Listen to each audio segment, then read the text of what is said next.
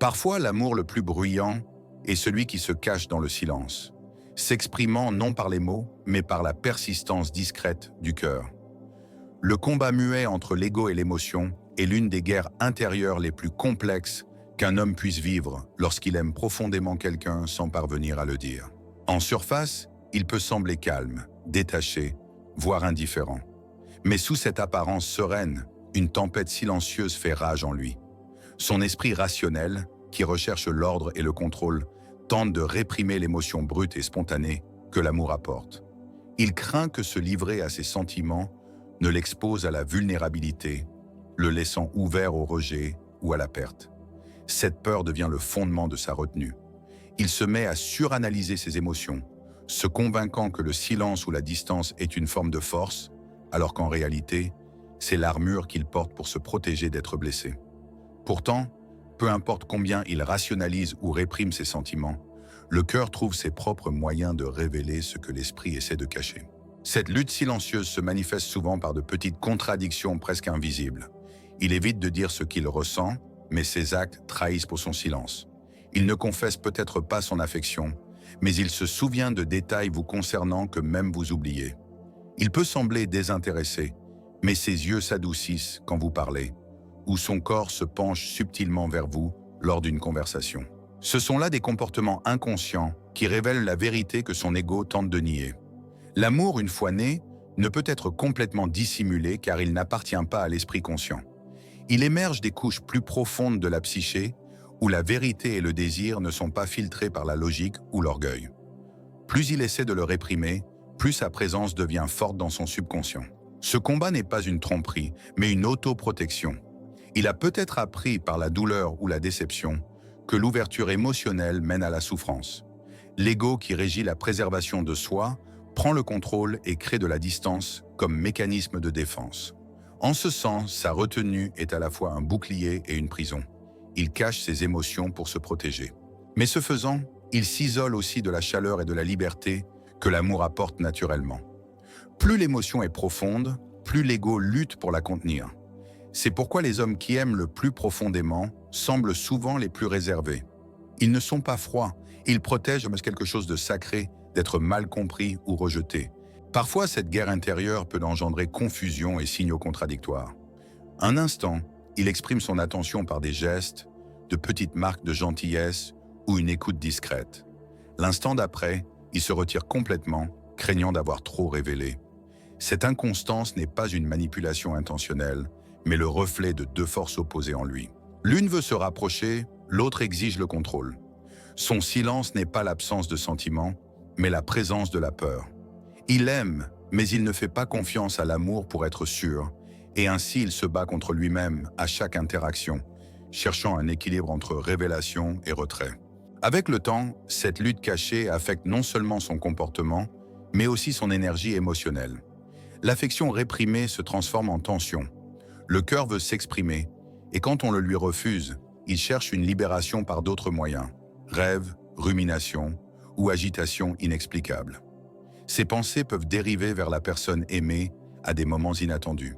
Il peut ressentir de la joie face à son bonheur et de la tristesse face à sa distance, même s'il n'a aucun droit de l'exprimer. L'inconscient n'obéit pas aux ordres de l'ego.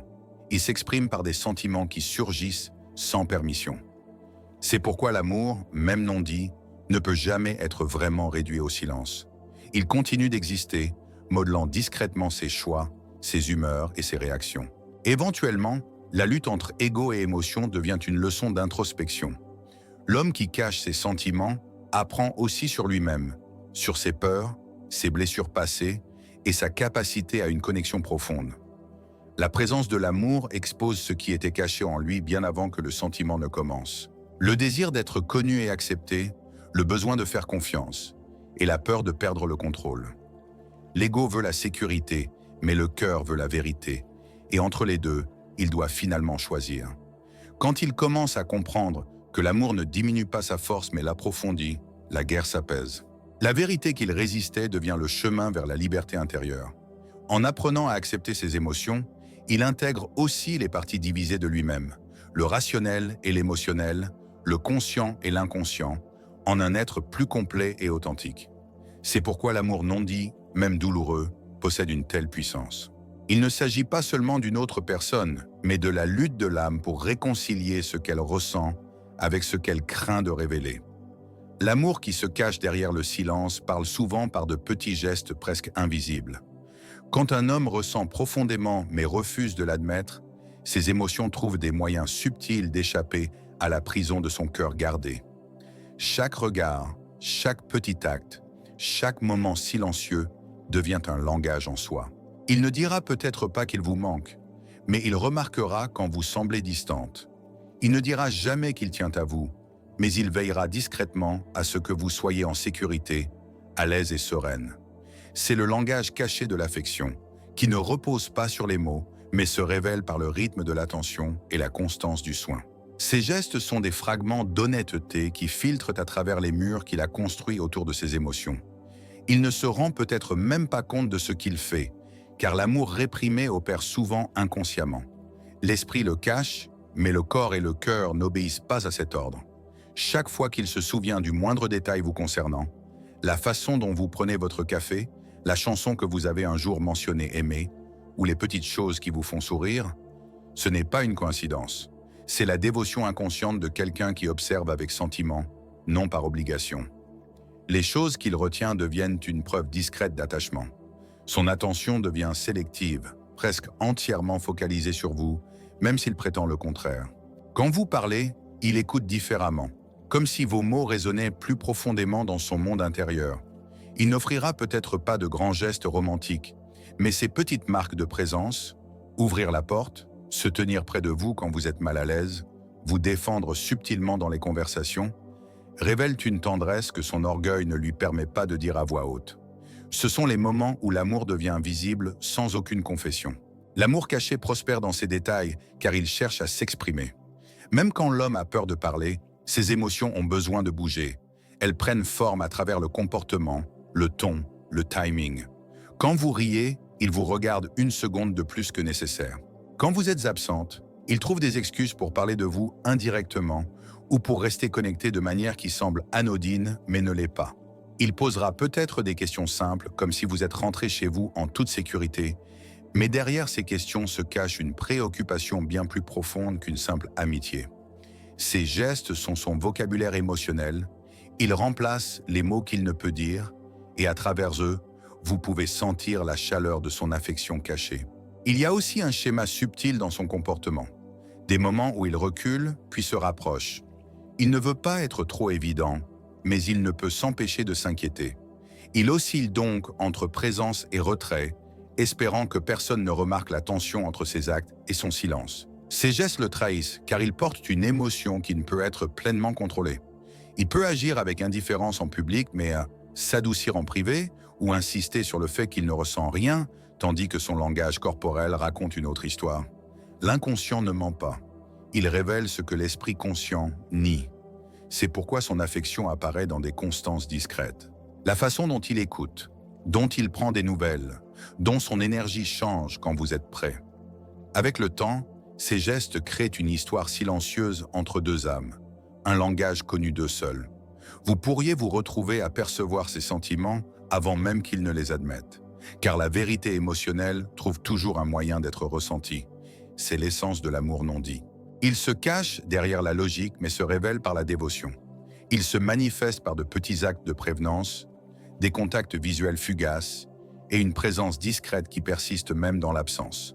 Ces gestes deviennent le pont entre ce qu'il ressent et ce qu'il craint d'admettre, transformant les moments du quotidien en confessions silencieuses qui parlent plus fort que n'importe quel mot.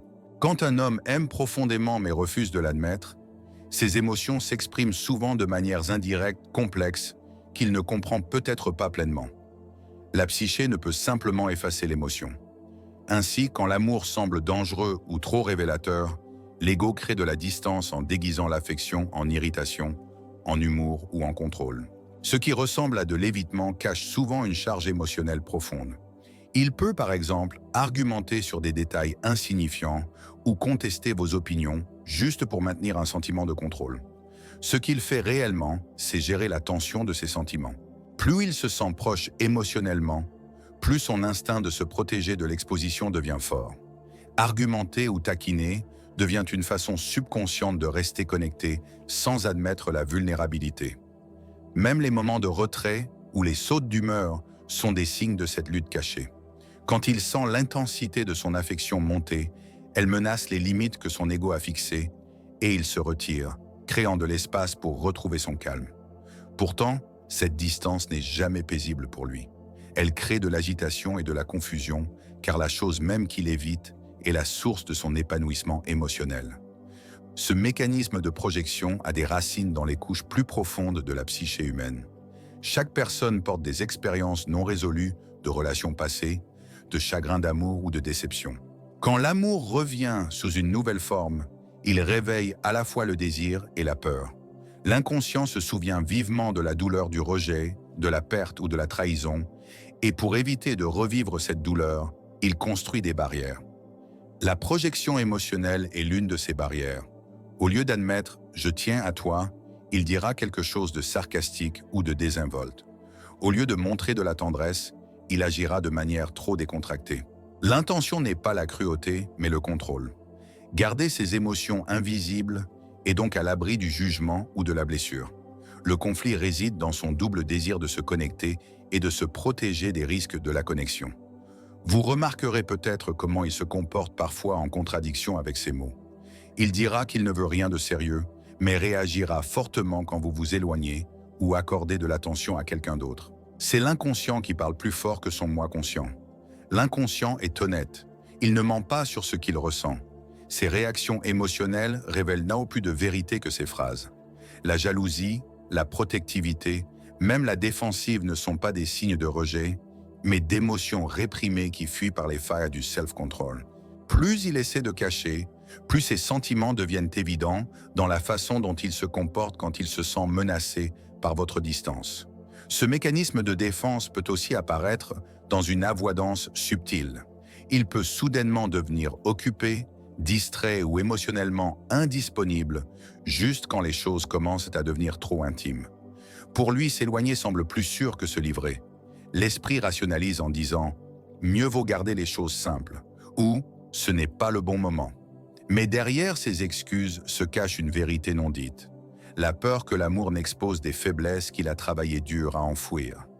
L'amour exige l'ouverture et l'ouverture requiert la confiance. Quelque chose qui ne coexiste pas facilement avec la peur. Ainsi, au lieu de confronter l'émotion directement, il la redirige, la réprime ou la masque par un comportement qui vous confond, lui et vous. Cependant, même les mécanismes de défense les plus solides ne sont pas parfaits. L'émotion qu'il essaie de cacher ne disparaît pas. Elle se transforme simplement en autre chose. Irritation, rire nerveux, silence ou rationalisation excessive. Vous pouvez le voir dans son langage corporel, le changement soudain de ton, les pauses quand vous le regardez, les rares moments de douceur qui s'évanouissent quand on les remarque. Il n'a pas l'intention de tromper. Il ne peut simplement pas affronter la pleine vérité de son cœur. Pourtant, réprimer semble plus sûr que le risque du rejet, et la projection devient une façon de vivre avec la contradiction entre ce qu'il ressent et ce qu'il ose montrer. Avec le temps, ces défenses émotionnelles commencent à montrer leurs propres failles. La projection constante crée une exhaustion intérieure, car prétendre ne pas se soucier demande un effort constant. La psyché cherche l'unité. Elle veut que pensée, émotion et action s'alignent. Quand ce n'est pas le cas, elle génère tension, agitation, voire culpabilité. Plus il cache son affection, plus elle devient lourde à porter. Ce qu'il résiste commence à le contrôler depuis l'ombre, modelant son comportement plus qu'il ne le réalise. Au fond de lui, une partie sait que l'amour non exprimé devient souffrance. Mais il hésite encore. Il reste piégé dans le schéma de ressentir profondément et de prétendre le contraire, déchiré entre peur et désir. Ce n'est que lorsqu'il commence à reconnaître que ses projections sont des reflets de son propre cœur qu'il peut avancer vers l'honnêteté émotionnelle. Jusqu'alors, son amour continuera de se révéler à travers la danse étrange du déni et de la dévotion, où chaque acte de résistance cache un désir non dit d'être vu et compris. L'amour caché grandit souvent dans l'ombre de la peur, et cette peur ne concerne pas toujours le rejet de l'autre. Elle porte plus souvent sur ce que l'amour révèle en soi-même. La peur de la vulnérabilité n'est pas seulement la peur d'être blessé, c'est la peur d'être vu trop profondément. Quand un homme aime mais refuse de l'admettre, c'est généralement parce que l'amour menace de dissoudre l'identité qu'il a construite pour se protéger de la douleur passée. La vulnérabilité ressemble à une exposition, et l'exposition semble dangereuse. Aimer ouvertement signifie remettre à quelqu'un le pouvoir de vous blesser. Leur permettre de voir non seulement les parties que vous montrez au monde, mais aussi les vérités fragiles que vous cachez dessous. C'est pourquoi même les hommes les plus forts peuvent devenir silencieux ou hésitants quand ils ressentent quelque chose de réel. L'amour les désarme. Ils demandent de l'honnêteté sans masque, de la reddition sans garantie et de l'ouverture sans contrôle. Ils ne réalisent peut-être pas à quel point cette peur façonne ses actions. Quand les émotions montent, son instinct lui dit de reculer. Il devient prudent, analytique, parfois même froid, comme si la logique pouvait faire taire le tremblement du cœur. Pourtant, peu importe combien il raisonne avec lui-même, ses émotions trouvent des moyens de percer. Il peut détourner le regard pour cacher ses sentiments, mais les yeux révèlent ce que la voix refuse de dire. Il peut prétendre être occupé ou distrait, mais son attention ne quitte jamais pleinement la personne aimée. C'est comme si son cœur et son esprit étaient devenus deux entités séparées, l'un tendant la main et l'autre retenant. Le cœur murmure la connexion tandis que l'esprit avertit du danger. Cette tension constante crée un mur invisible qui le garde assez proche pour ressentir, mais assez loin pour rester en sécurité. Cette peur de la vulnérabilité a souvent des racines dans des expériences passées. Elle peut venir de moments où la confiance a été brisée, où l'amour a été donné mais non rendu, ou où l'ouverture a mené à la douleur. L'esprit se souvient vivement de ces blessures et crée des règles pour les empêcher de se reproduire. La règle devient « ne laisser personne trop près ». Et ainsi, même quand il ressent une puissante attraction émotionnelle, il y résiste. Il se convainc que rester détaché est sagesse, que les émotions sont des faiblesses, que le timing est mauvais ou qu'il ne veut simplement pas de complications. Ce ne sont pas des mensonges mais des boucliers, des rationalisations soigneusement construites qui le protègent d'affronter la vérité brute qu'il a peur d'être émotionnellement nu devant une autre personne. La vulnérabilité est difficile car elle enlève l'illusion. Quand il se laisse ressentir, il perd le contrôle, et le contrôle pour l'ego est la survie. Beaucoup sont élevés à équivaloir la force à la contenance de soi, à croire que exprimer l'émotion est un défaut ou un risque. Pour un tel homme, aimer profondément devient un test de sa force intérieure. Son cœur veut la connexion, mais son identité apprise exige l'indépendance. Il craint qu'admettre l'amour ne le rende dépendant ou faible. Il le réprime donc jusqu'à ce que cela devienne presque insupportable. Cette répression se transforme en agitation, une conscience discrète et constante de ce qu'il se refuse. Cela se manifeste dans la façon dont il évite les longues conversations sur les sentiments ou garde les choses légères, alors que la connexion va manifestement plus loin. Mais même en évitant, le sentiment s'amplifie, car l'amour prospère précisément dans l'espace où on le refuse. Dès qu'il commence à s'attacher, la vulnérabilité s'infiltre en lui par petites touches. Il se met à se soucier de votre bonheur. Il se sent mal à l'aise quand vous êtes triste ou distante, soulagé quand vous souriez. Ces réactions dévoilent la vérité qu'il tente de dissimuler. Il peut se dire que ce n'est rien, qu'il est simplement gentil, mais la profondeur de sa réponse émotionnelle trahit cette excuse. Plus il tient à vous, plus il se sent exposé, car chaque geste d'affection porte le risque du rejet. La vulnérabilité est un miroir. Elle lui montre à la fois ses désirs véritables et ses insécurités les plus profondes. C'est pourquoi il alterne entre proximité et retrait, tendresse et distance. Son cœur avance tandis que sa peur le tire en arrière. Ce conflit intérieur peut durer longtemps. Certains hommes ne le dépassent jamais, vivant toute leur vie derrière des murs émotionnels, aimant en silence sans jamais se laisser connaître. D'autres finissent par atteindre un point de rupture où le coup du secret devient plus lourd que la peur d'être blessé.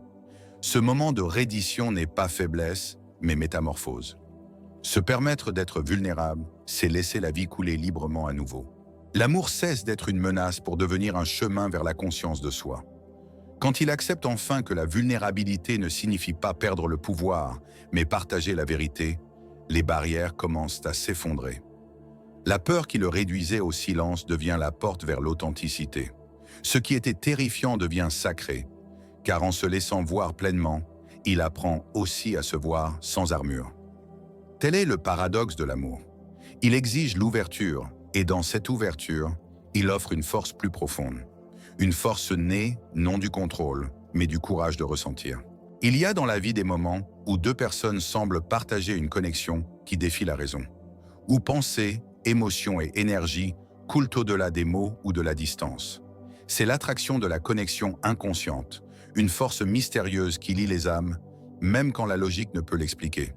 Quand un homme aime quelqu'un sans pouvoir l'admettre, ce fil invisible devient souvent le seul moyen pour son cœur de s'exprimer. Bien qu'il fasse taire ses paroles et contrôle ses actes, l'inconscient continue de parler par l'intuition, le timing, l'émotion. Vous pensez soudain à lui et découvrez qu'il pense à vous aussi. Vous sentez son humeur changer sans qu'on vous l'ait dit, ou percevez sa présence même quand il est loin. Ces expériences ne sont pas des hasards. Ce sont les reflets d'une résonance psychique plus profonde entre deux êtres liés par un lien émotionnel non dit. L'esprit conscient peut nier, mais l'inconscient communique en symboles, en rêves, en synchronicité subtile. Quand deux âmes se rejoignent à ce niveau, l'énergie circule entre elles sans besoin d'interaction constante. Même le silence est plein. Un regard peut porter plus de sens qu'une longue conversation.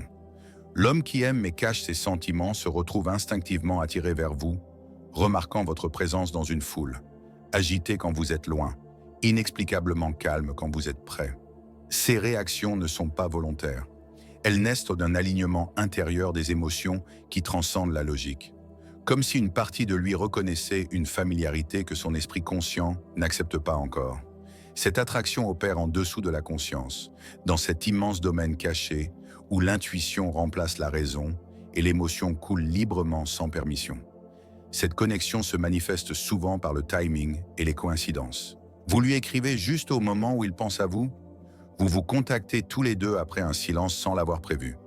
En psychologie, on parle de synchronicité, coïncidence porteuse de sens qui révèle l'unité cachée de deux esprits vibrant sur la même longueur d'onde émotionnelle. Quand les sentiments sont réprimés, l'inconscient trouve d'autres canaux pour les exprimer.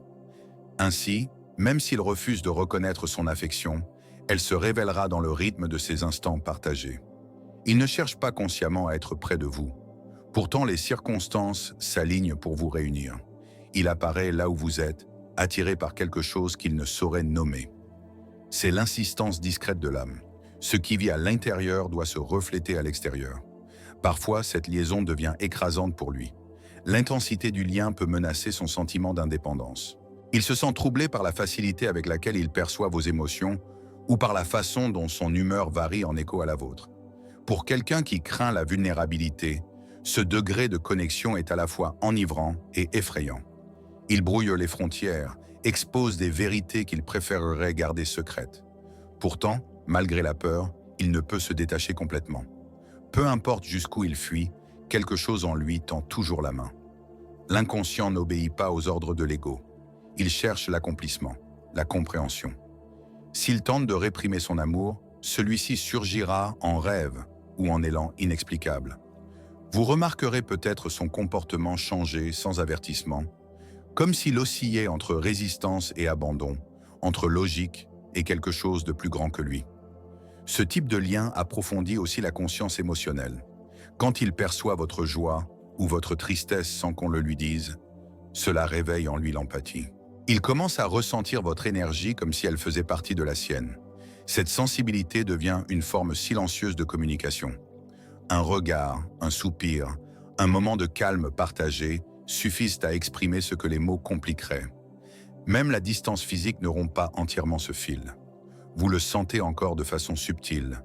Une vague soudaine de calme, une pensée inattendue, un rêve qui porte sa présence. Ce sont les murmures de la connexion inconsciente, les parties de l'amour qui n'appartiennent pas à la surface de la vie, mais à ses profondeurs. Avec le temps, ce lien invisible peut transformer les deux personnes. Pour lui, il devient un miroir qui reflète ses émotions cachées et le force à affronter ce qu'il a nié. Plus il tente d'ignorer la connexion, plus elle insiste pour être ressentie. Elle lui enseigne que l'amour ne peut être entièrement contenu ou rationalisé. Il vit dans le corps, dans le souffle, dans les espaces silencieux entre les mots. Elle lui rappelle que l'émotion n'est pas faiblesse, mais vérité. Cette attraction le pousse vers la croissance même quand il résiste. Elle lui demande d'affronter les parties qu'il cache, la tendresse, la peur, le désir, et de comprendre que la connexion authentique n'est pas contrôle, mais résonance. Quand il accepte enfin que cette attraction est réelle et non imagination, il commence à goûter la paix. Le lien inconscient qui l'effrayait devient source de clarté. À travers lui, il apprend que l'amour ne se dit pas toujours, mais se ressent toujours. Et dans ce ressenti, les deux âmes se reconnaissent sans mots. L'amour caché n'est pas fait pour rester enfoui éternellement. Même quand on enterre ses sentiments sous la peur, l'orgueil ou l'incertitude, arrive un moment où l'émotion elle-même commence à nous transformer de l'intérieur. La sixième note clé de la transformation par l'acceptation décrit cette évolution silencieuse. La façon dont l'amour non dit, une fois reconnu même discrètement dans le cœur, dissout le poids de la répression et apporte la guérison à l'esprit comme à l'âme. L'amour nié devient source de tension, accepté, même dans le silence, il devient source de paix. L'acceptation ne signifie pas forcément confession ou déclaration publique. C'est le moment où l'on cesse de lutter contre ce qu'on ressent et où l'on autorise ses émotions à exister simplement, sans honte ni résistance. Cette permission intérieure marque le début de la métamorphose. Quand un homme aime quelqu'un sans pouvoir l'admettre, son déni le maintient dans un conflit intérieur permanent. Ses pensées et ses émotions tirent dans des directions opposées. Le cœur tend la main, l'esprit recule. Avec le temps, cette division devient épuisante. Chaque effort pour réprimer ce qu'il ressent consomme de l'énergie. Chaque simulation d'indifférence ajoute une couche de tension à sa psyché. Éventuellement, cette tension fissure les murs qu'il avait érigés autour de ses émotions. Il ne s'en rend peut-être pas compte au début, mais de petits glissements se produisent. Ses défenses s'affaiblissent, non parce qu'il choisit de les laisser tomber, mais parce que la vérité de l'amour est plus forte que l'illusion du contrôle. C'est ainsi que la transformation commence, discrètement, par l'érosion du déni. L'acceptation de l'émotion est un processus d'intégration. L'esprit, qui combattait le cœur, commence à écouter. Il y a un instant de reconnaissance, une prise de conscience muette. Nier la vérité ne sert à rien. Cela ne le rend pas plus fort, cela le divise seulement. À cet instant, il commence à accepter que l'amour, même non dit, n'est pas une menace mais un don. La transformation par l'acceptation change aussi la façon dont il perçoit la personne aimée. Au lieu de projeter sur elle ses peurs, ses doutes ou ses insécurités, il commence à la voir clairement, non comme un idéal ou une menace, mais comme une autre âme qui a éveillé en lui quelque chose de vrai. Son affection devient plus calme, moins désespérée, plus ancrée dans la compréhension. L'énergie qui servait à cacher ses sentiments se mue en appréciation discrète. Ce changement n'exige ni confession, ni validation extérieure. Il se produit entièrement en lui. En acceptant son amour comme partie de lui-même, il accepte aussi sa vulnérabilité, sa tendresse, son désir comme des aspects naturels de l'humain. Cette conscience est libératrice. L'amour qui l'emprisonnait par le déni devient la force qui le libère. À mesure que l'acceptation s'approfondit, la conscience de soi grandit. Il commence à comprendre pourquoi il résistait à l'amour. Les blessures qui l'ont rendu craintif, les expériences passées qui lui ont appris à associer émotion et danger. Par la réflexion, il commence à guérir ces parties cachées de lui-même. L'amour qu'il ressent devient un maître qui le guide vers la compréhension et la complétude. Il révèle les zones de son âme négligées, la capacité à faire confiance, à espérer, à ressentir la joie sans contrôle. À ce stade, il remarque aussi des changements dans son comportement. Il ne réagit plus par peur ou déni face à la connexion. Il se permet d'être présent, d'écouter, de ressentir sans jugement. Même s'il ne peut toujours pas dire ses émotions à voix haute, elles ne le pèsent plus. Au contraire, elles lui apportent une force tranquille. L'amour accepté, même s'il reste tu, change la personne à jamais. Il devient partie de son identité spirituelle et émotionnelle. Il peut encore choisir le silence. Mais ce silence ne naîtra plus de la peur. Il naîtra de la compréhension. Il ne se cache plus de ce qu'il ressent. Il le laisse simplement exister, naturellement. La transformation est achevée quand il réalise que l'amour dans sa forme la plus pure ne demande ni contrôle, ni possession, ni garantie. Il demande seulement à être connu. Et quand il accepte enfin cette vérité en lui-même, l'énergie qui nourrissait l'anxiété et la confusion se mue en paix intérieure. L'amour ne se sent plus comme une menace ou un secret. Il devient une force tranquille, une source de lumière qui continue de grandir, lui enseignant que l'acceptation n'est pas la fin du voyage de l'amour, mais le commencement de l'épanouissement.